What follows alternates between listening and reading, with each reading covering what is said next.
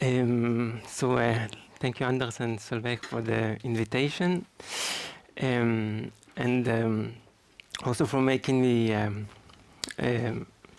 present on one stage with a lineup of such an amazing thinkers.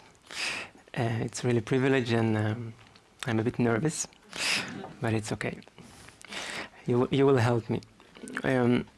I'm also really happy and honored to speak after Eyal Weizmann, whose work has been very much influential to my work, and I think you will.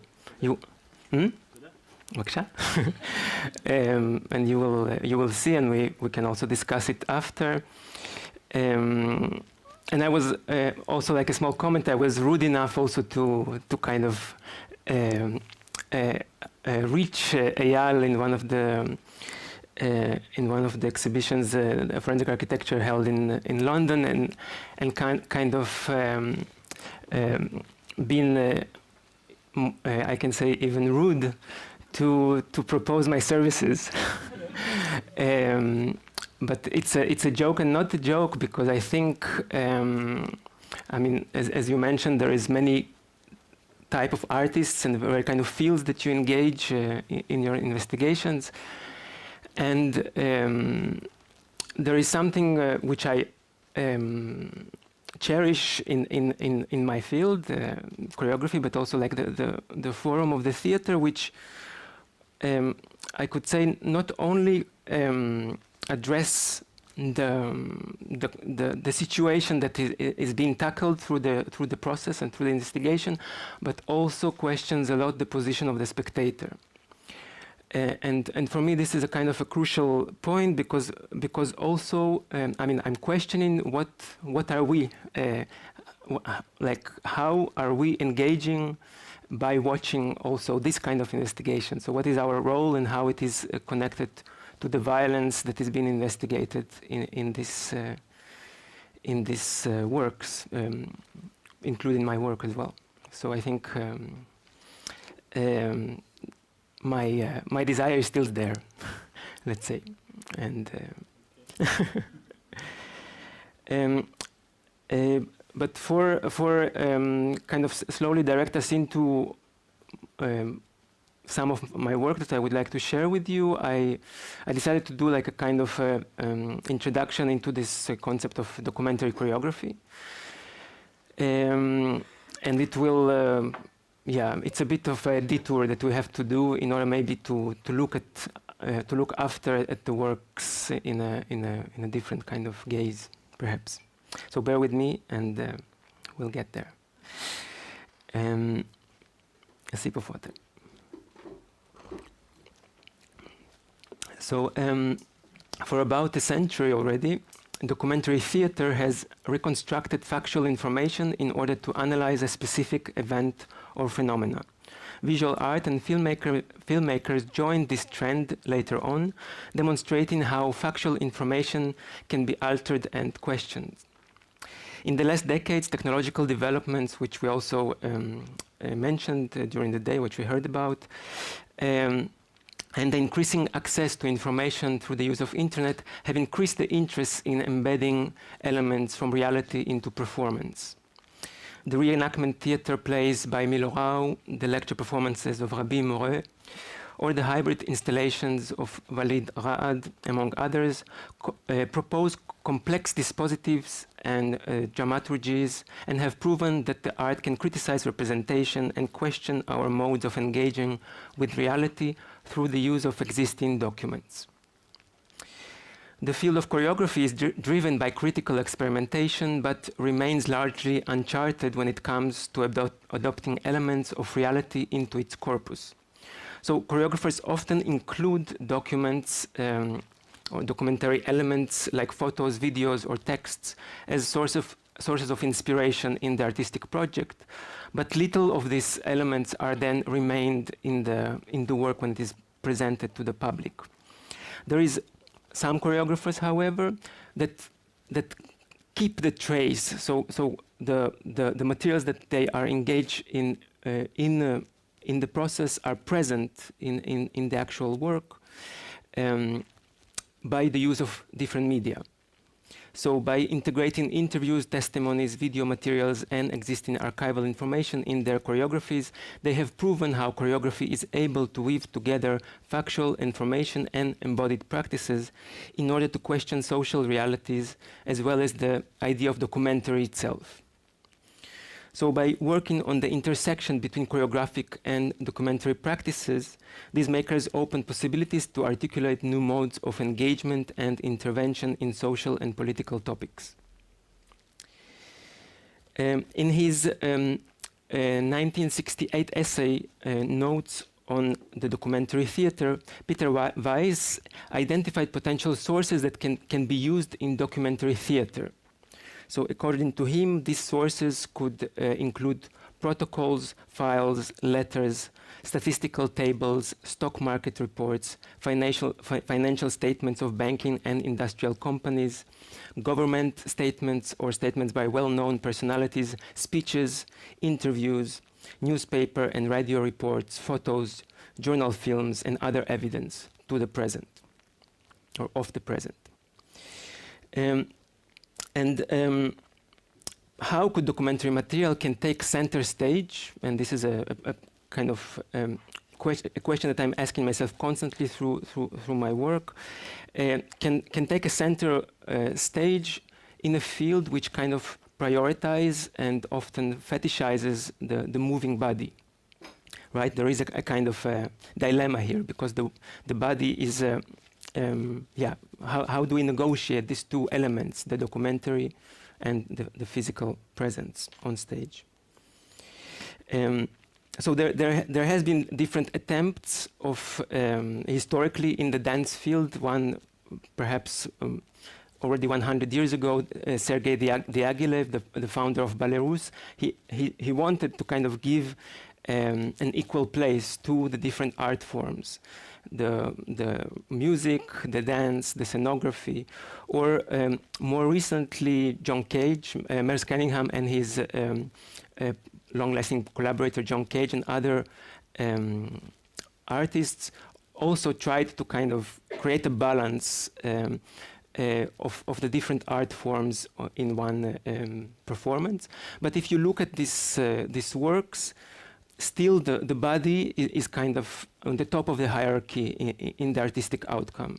And I think this is kind of the challenge, specifically when I want to bring reality on stage, and sometimes the reality is, for me, more important than the body. How I negotiate this in the dispositives that I propose. So there has been already in dance and choreography, there has been already kind of streams and notions that kind of try to dismantle this hierarchy. For example, non-dance, where dance and dance movement disappeared in favor of many other techniques, legitimizing other forms like theater, lecture, plastic art, sound, video, film. There is the notion of expanded choreography, which is an open cluster of tools. It was described as open cluster of tools that can be used in generic capacity of both analysis and production. And more recently, the notion of post-dance, which is an open source concept, basically an open concept which we all can kind of inject our imaginaries into in order to imagine what is after, what is post-dance. It's not my turn. But I think it's an interesting term. In recent years, there is a growing interest in preservation of dance history through reenactment of canonical works, while giving them contemporary interpretation and questioning. While the choreographic works could themselves become a document from the perspective of time, what I propose to call documentary choreography is not applying to these self-referential works, basically choreography that is citing older choreography. While the dancing body itself could be perceived as a document, as a living archive, and there is a lot of discussion also in this direction. I'm interested in how extra aesthetic materials, so materials that are not coming from within the artistic field but external to it, can take center stage and to refigure or constitute anew the choreographic field.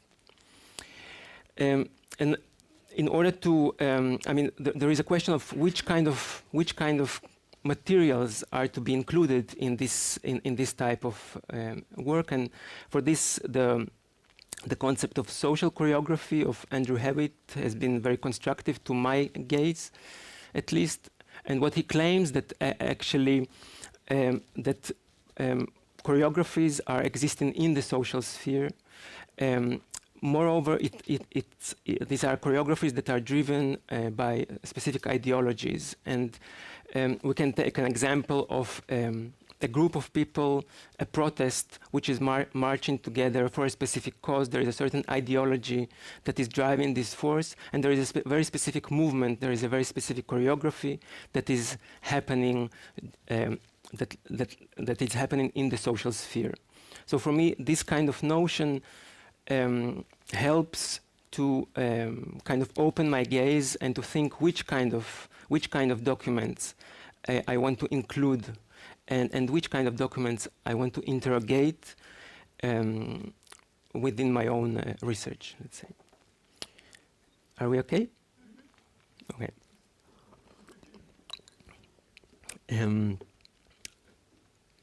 So I will talk today, if I have the time, about 3 projects that I did in the last 8 years. And each project has started from a specific document. Okay, and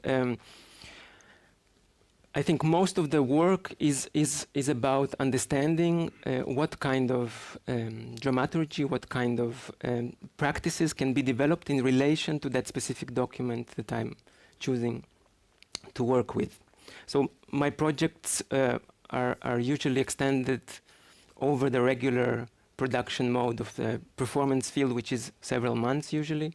My projects are expanding on several years, because, yeah, for me it is part of the process also to understand and to be careful and respective to the actual material that I'm using. Also because these documents are documenting violations, human rights abuses, etc.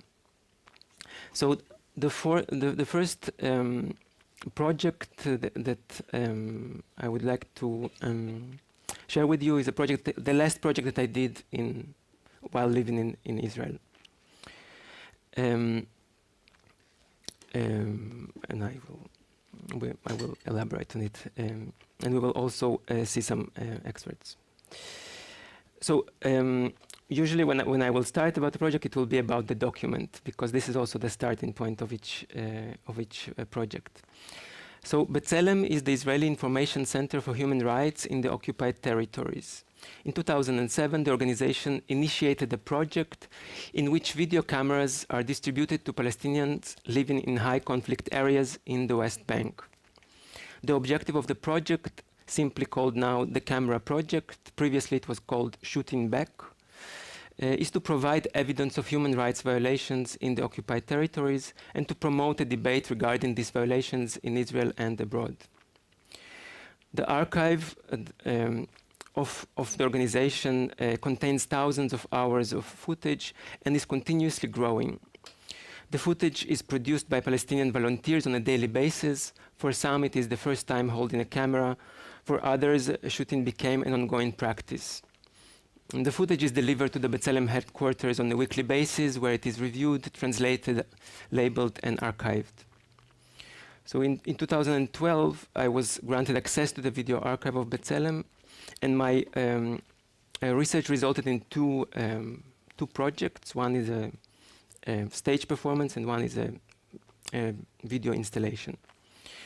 So while reviewing hundreds of hours of footage, I was struck by its specific aesthetic characteristics. So as Eyal also mentioned, 10 years ago, holding up a camera and being inside a situation is not a common thing that we see in the media.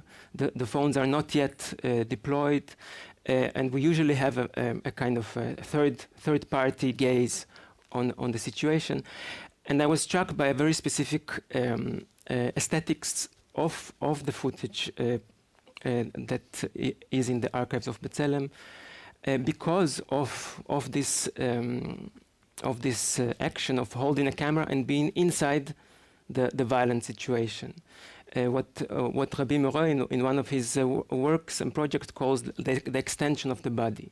So actually the camera is an extension of the body, and the body is involved in a very emotional situation, conflictual situation, therefore it produces a very specific movement. Again, now I think in every news item we see this kind of aesthetics. But back then, at least for me, it was very new. So the camera is often very shaky, evidence of the emotional charge situation which is captured, and the involvement of the camera people in the event itself. So I found that this quality has a very strong effect also on the watcher.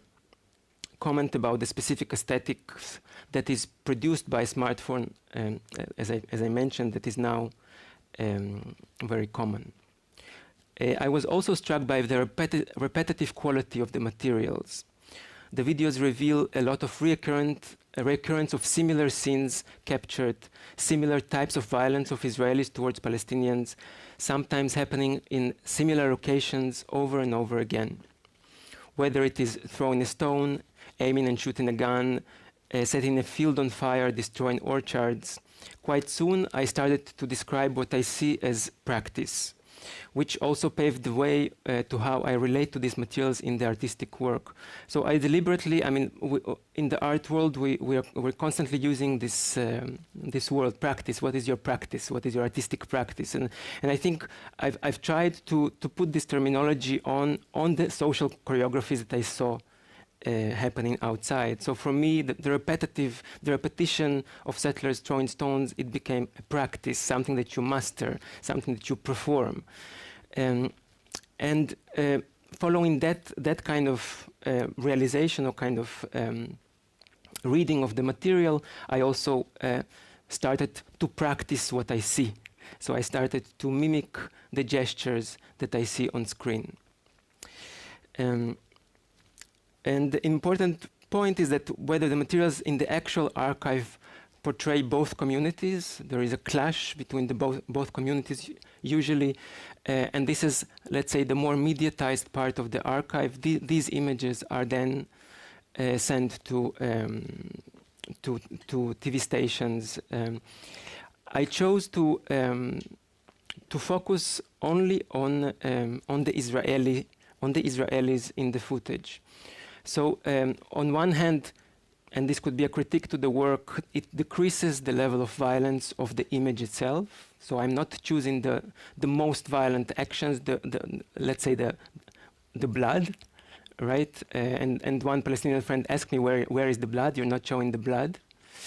But I wanted to focus on another kind of performance that is happening on the bodies of the perpetrators, even when they are not in the clash. So the kind of the growing violence inside the body of the occupiers.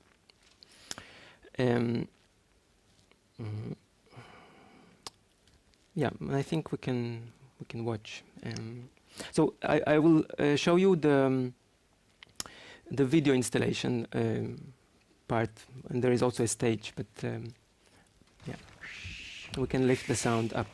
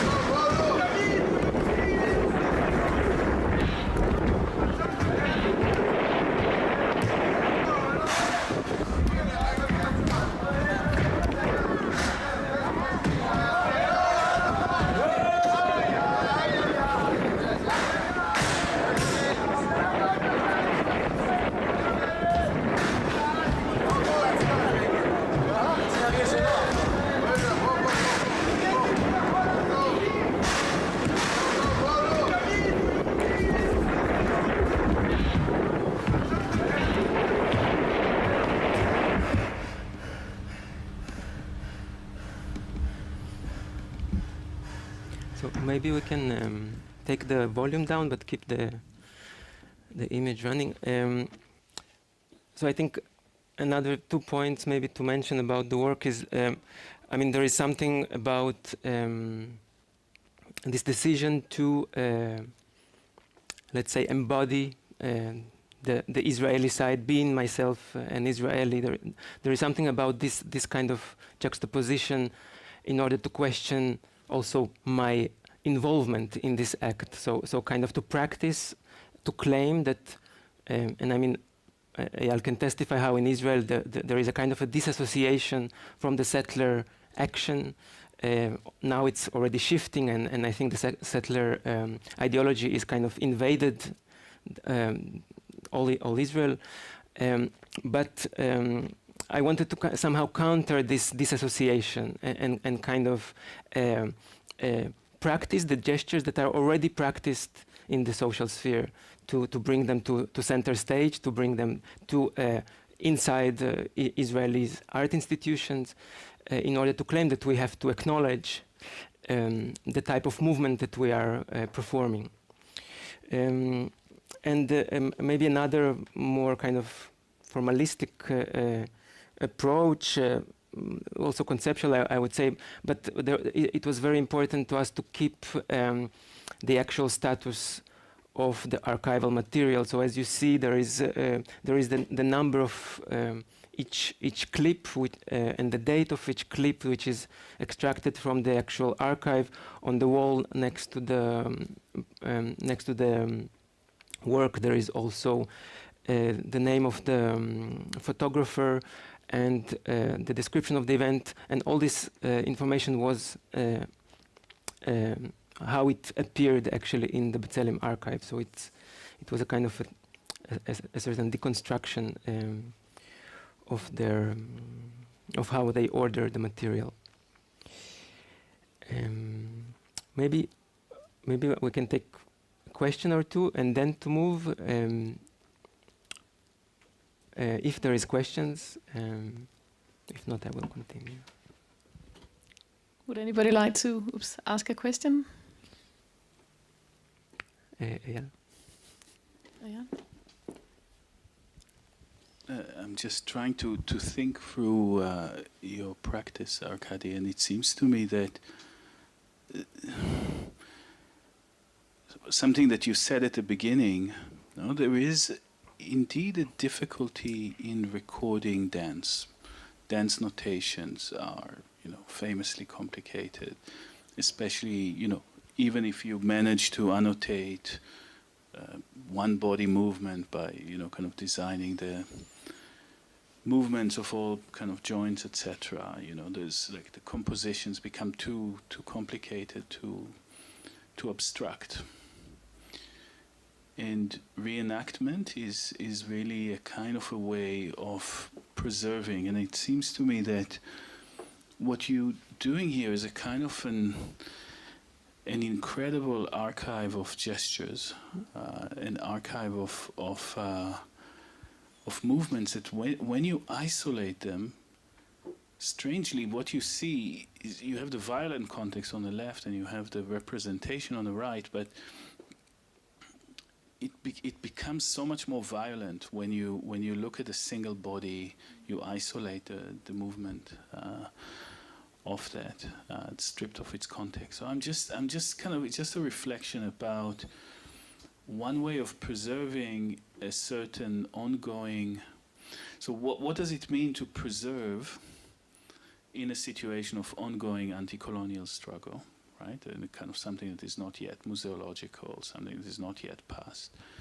And second, kind of like how that the sort of an archive of of sovereign gestures, of colonizing gestures, is kind of functioning as a sort of as a way of preserving that memory of something that is still ongoing, I guess. Yeah, it's this idea of archiving gesture is actually essential in dance practice, and this is a kind of borrowing that I did also of a procedural logic, because when you reconstruct older pieces of dance, as a dancer, you would watch videos, and you will copy these videos in order to reconstruct a piece that was done 10 years ago. So I kind of applied the same mechanics, but claiming that the choreography that I want to reenact is actually the choreography that is happening outside the choreography of the settling system.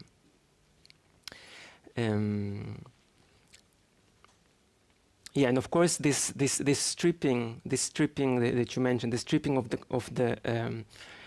the political context and the isolation only of the physical engagement, is indeed, I would agree with you, enforces or gives another kind of light to the actual action when it is that you then see back in taking place in the real, let's say. Arkadi, perhaps you could also say something about, because during the performance you also start playing with perspectives, right? Yeah. Could you, say a little about this? Which kind of perspectives you mean? Like, whereas at the beginning you will kind of reenact the gestures we see, but as you go along you will start doing them in other ways, playing with the perspective. Yeah, in the live performance there is another kind of engagement with the material, which is a remote control. So in the live performance, I'm really stopping, posing, running through the image, and this maybe relates to what I referred to in the beginning, in this kind of a battlefield between the archival material and the body, and how do you negotiate with the audience or for the audience, or make the audience to negotiate and lead the audience to a specific reading, both of the political context and the body. I agree with you completely that, or with the first speaker, that by isolating this sort of dancing, this violence, you call attention to it. But I would imagine that others might criticize you for taking this violence or this violent movement out of context. But if you then return to your initial introduction, you said you wanted to emphasize the role of the viewer, right? Mm-hmm. And it seems to me also that the very sort of white space to the right allows the reader to sort of to provide the context, so that it becomes more than Israelis versus Palestinians, but also other kinds of violence, like right now at the border to Mexico, the immigration police versus the immigrants or the those who want to enter the U.S. But I just wanted to ask you about this very sort of completely white context that you use. Mm-hmm. Did you think of the viewer in that respect? Well, what is interesting that the white space that you see on the right would never appear by itself. No. And this is, I think, the whole complexity of the work. You are always in comparison. Your eyes are always oscillating between the two dispositifs. So I cannot say that I totally take away the context. I do the opposite. I add another layer to it. I don't erase the original context. I actually provide a specific reading of the actual event through the presence, to the isolation of the presence of the body. Okay, great. I think maybe we I will continue. And then, how much more time we have? Half an hour? Yeah. Okay. Okay. So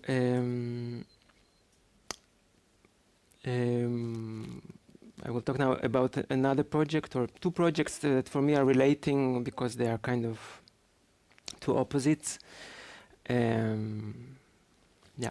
So I start with again the document. So Talos, which is an abbreviation of Transportable Autonomous Patrol for Land Border Surveillance, was an EU-funded project in the field of securitization, in the frame of which experts from 14 institutions from 10 different countries, 8 EU member states, which was Belgium, Estonia, Finland, France, Greece, Poland, Romania, and Spain, as well as 2 associated countries, Turkey and Israel, came together around the mission of developing and field testing an innovative concept of a mobile autonomous system for protecting European land borders. So this work, I think, very much resonates with Andrew's discussion. The mission of the Talos Consortium was to research and promote the possibility of replacing human border guards with robots, land drones in detection missions at the borders of Europe. The project lasted between 2008 and 2012, and its total budget, mostly granted from the European Commission, was 20 million euros.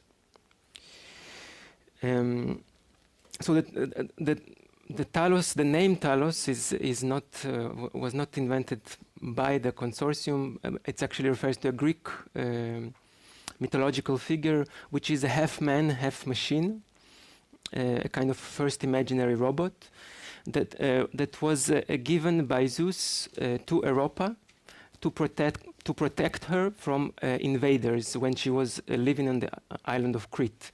So this imaginary robot would circle the island of Crete several times a day in order to block any trespassers that tried to harm Europa.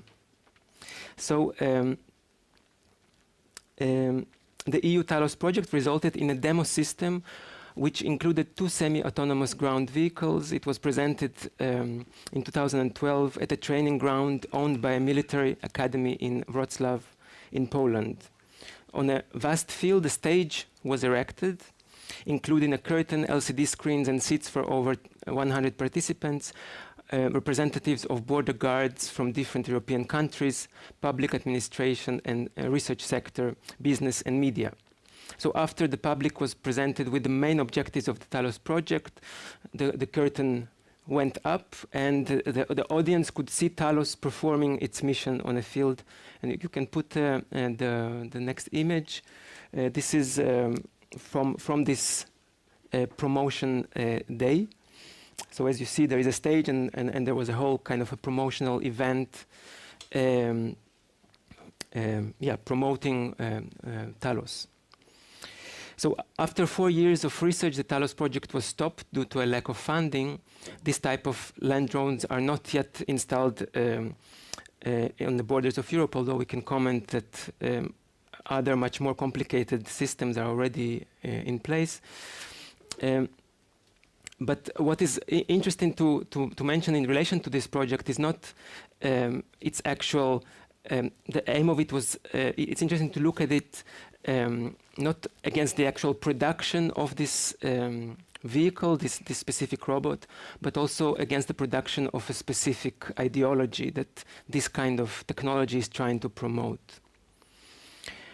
So on the stage response to the Talos project, we therefore decided to focus on promoting the idea behind Talos, on the staging of specific ideology that Talos and projects similar like Talos are aiming to produce. So while the original Talos project was done outside of the gaze of the general public in a remote robotic institute in Poland, our performance aimed to kind of bring it to center stage and to promote it to the general public and use you as a potential, let's say, consumer of this technology.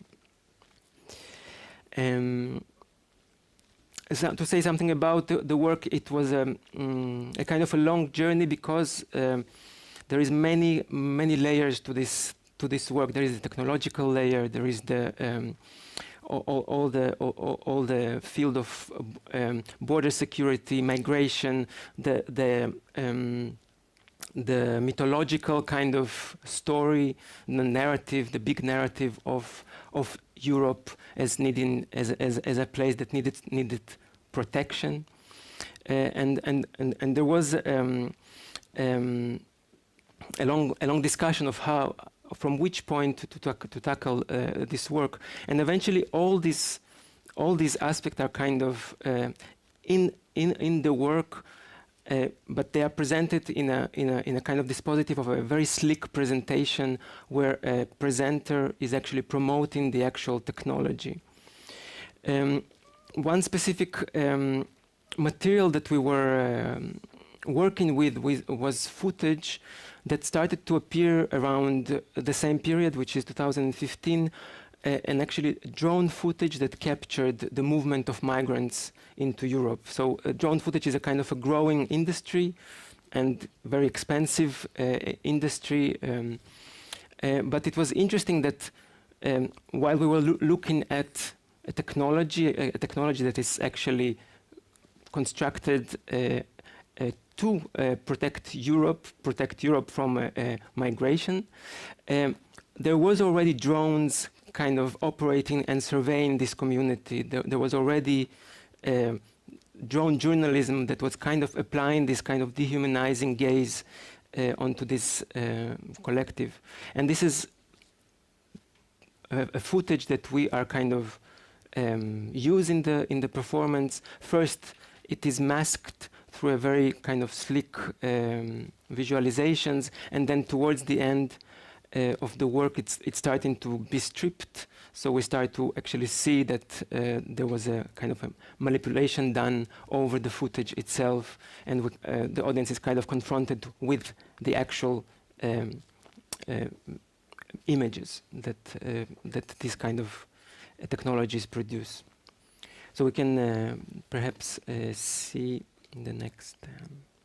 It's a more kind of a promotional video. Borders are porous and unstable. The task of securing the border is complex. Since ancient times, humans have been busy inventing different systems for protection. In comparison to humans, robots are more durable. They never get tired. Recent developments have made significant improvement in making robots move autonomously, opening a new field of research. The Greeks imagined a giant automaton made of bronze that would protect the border of the island of Crete, Talos. Today, mobile and automated technology can correct and even replace the current European border protection system. Each device is able to patrol and cover a territory of approximately 10 kilometers.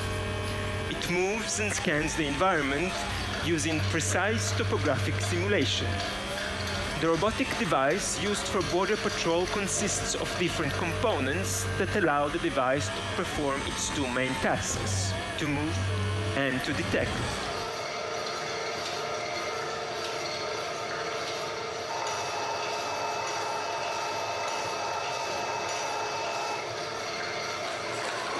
When the right distance is established, the device activates the pre-recorded audio-visual announcement commanding the trespasser to leave the border area.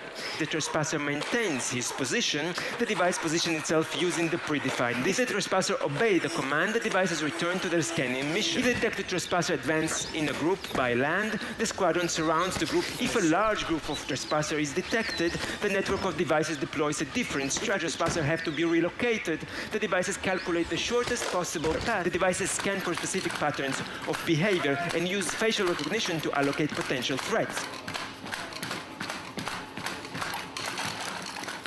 So there was something to say about the work. We were confronted indeed with the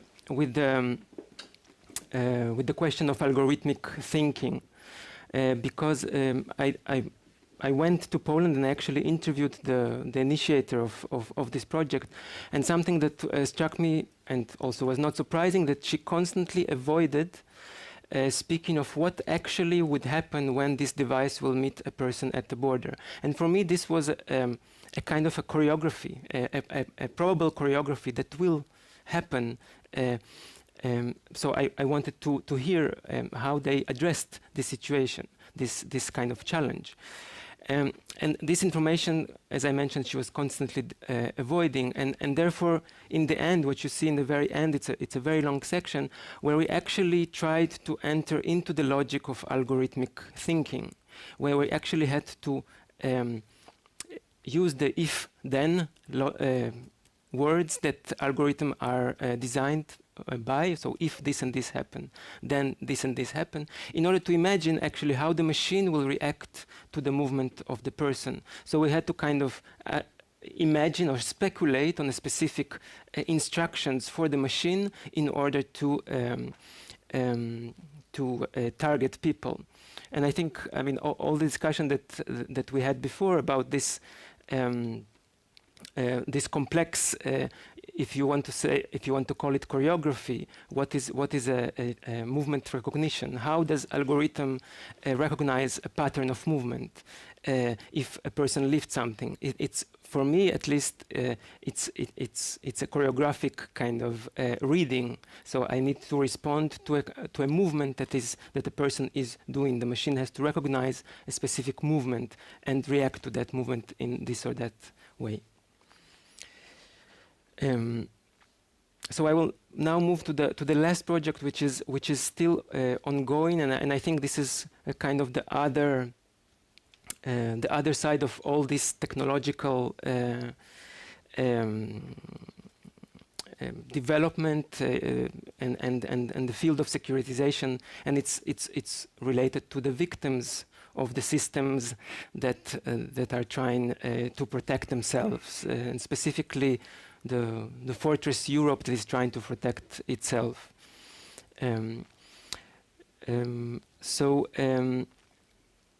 For over a quarter of a century, and I think we could start the next video. For over a quarter of a century, United for Intercultural Action, a network of hundreds of anti-racist organizations from all around Europe, has been compiling a list of refugees and migrants who lost their lives on their way to the continent. As of June 2021, so the organization releases information, updated list every June in the World Refugee Day. So in the last updated version, the list contained, as you can see, information on 44,764 deaths.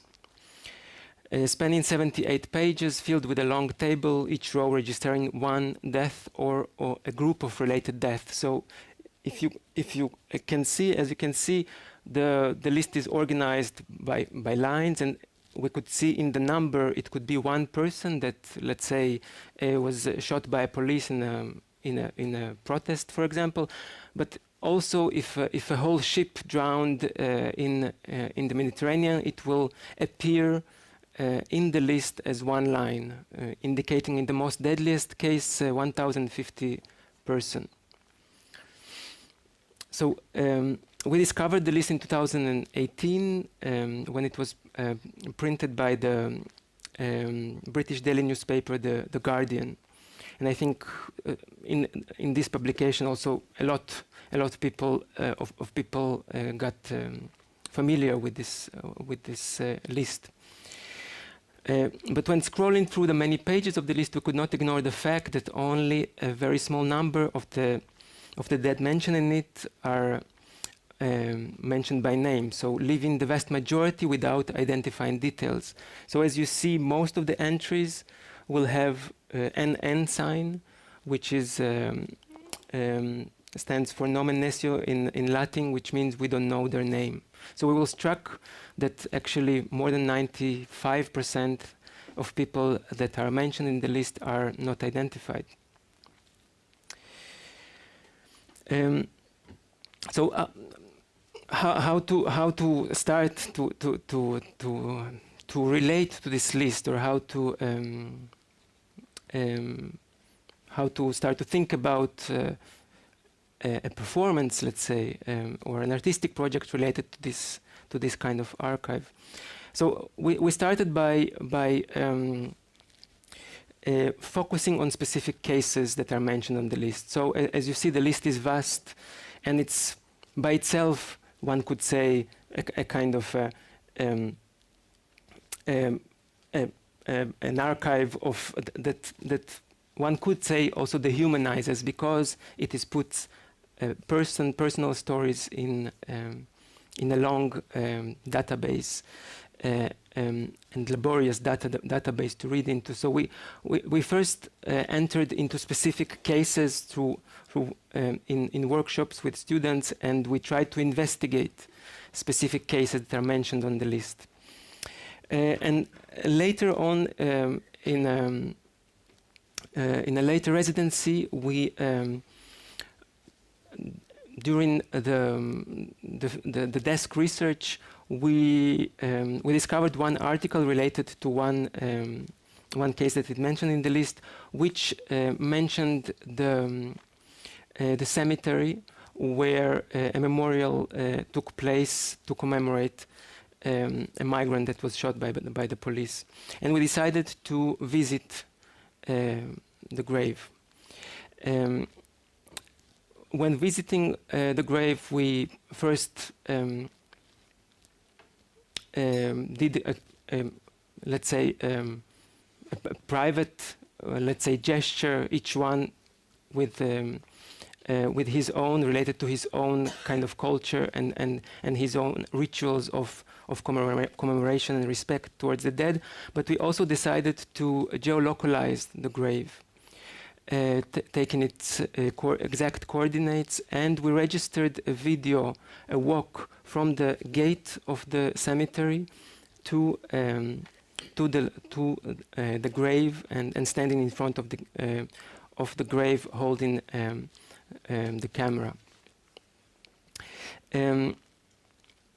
So basically, since that moment, we are mapping this city that we started to call Necropolis, and we are looking for graves of migrants. And until now, we visited 646 graves and geolocalized them. Something interesting to mention in this process, that slowly, when we did this research, we started to see inaccuracies in the actual list.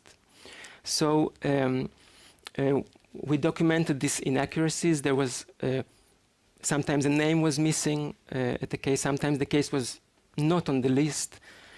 So we started to cooperate basically with the organization and contribute with the data that we find to make the list more accurate. So at the moment, there are 72 cases in the list that our research helped to precise and find information about. We are also kind of distributing the search in a sense that whenever we are called or invited to perform, and I think this is also an inspiration from the work of forensic architecture, how you actually use the facilities that are there in the place that you are invited to. So we actually ask the local, the people who invite us, to contribute to the search with personnel that can understand the local language, that can read into local archives, and in this way we kind of expand the community of searchers and expand also the archive of the performance. So maybe we could see, so it's not the image but the video after, the last video, I think.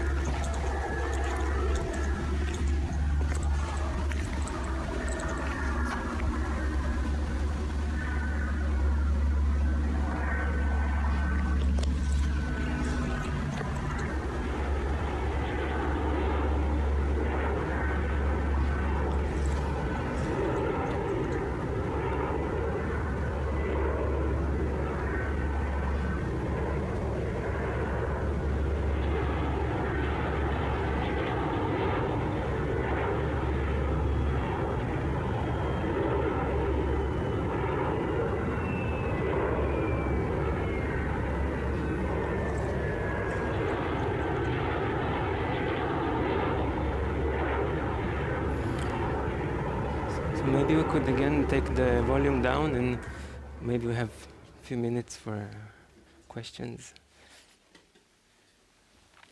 Thank you so much for your talk and for sharing your work with us, Arkadi. So I think we have time for 2 questions. Yeah, thank you so much for this. This was really fascinating. Especially me, I'm not very much into sort of choreography and dance, so this is really an eye-opener for me. And I was struck by something you said in the beginning, and I wrote down here. You said that sometimes reality is more important than the body. And I think it's one of those quotes that just blows your mind in so many different directions, right? Because you start thinking about to what extent the body is not reality, and various other paths you could go by, right? But I guess that a question that statement leads to is, what is the importance of the body, your body, or another choreographed body, close to the facts of the case? I mean, because you insist on keeping the body there, even though reality is more important. Mm-hmm. So what sort of specific importance does the body add anyway, even though you try to marginalize it vis-a-vis reality? I think this question is asked anew each time in every project I start, because this is the initial question. I think in choreography it's kind of evident that there will be a body, and I don't want to fall into this trap. So I'm more interested to see how. It's a bit maybe strange to say it, but where to this specific document leads me, and which kind of presence it asks on stage. And as you see, there is a very different kind of propositions here in how the body is engaged, and which part it plays in the overall kind of dispositive of the work. So I think what you mentioned is actually the key point. The key question that I'm asking myself, which part the body plays. And I think here you have 3 different options or 3 different propositions which show a very different relation. One is that it is totally immersive into the act. One is that is embodied in a certain ideology and kind of promote a certain ideology. And one is maybe the last one is a body of the investigator and the searcher and the one that also surveys a specific tragedy and a specific collective trauma. And there is there's a lot to say about this specific dispositive of us as performance sitting as you are, as the audience seated with our backs to you, and kind of operating this pilot seats. Thank you. Do we have a final question? Yeah.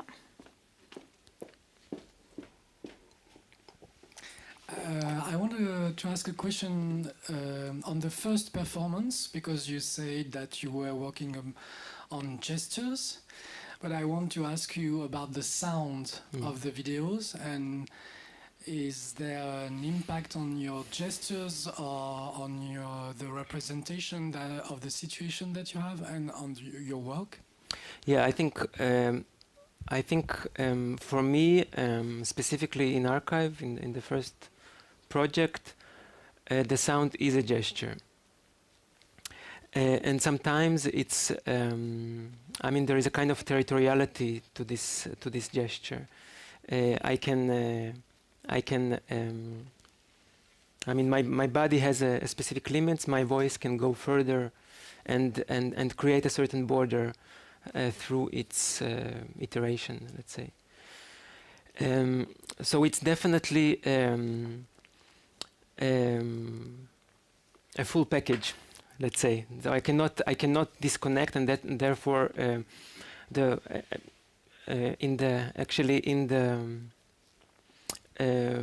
the moment that we started to go into the question, there is also a part where I start to cite the shouts of the subject in the video. So it becomes somehow part of the process of the embodiment, and I would say it also completes a certain embodiment. because it's, at least for me, on an emotional level, on the level of the heat of the body, it's kind of, it brings it to a very specific cathartic involvement, let's say. Okay, great. Thank you so much.